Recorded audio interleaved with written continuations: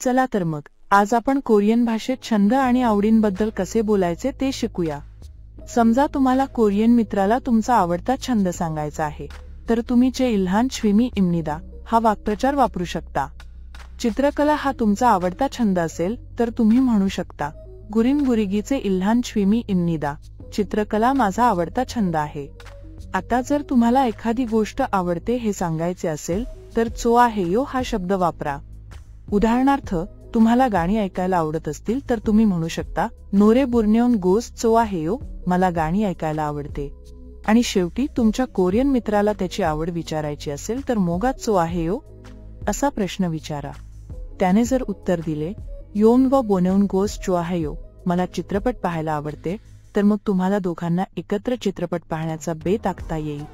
तर मित्रांनो, आज आपण कोरियन मध्ये छंद आणि आवडींबद्दल बोलण्याचे काही सोपे वाक्प्रचार शिकलो। पुढील व्हिडिओमध्ये भेटूया।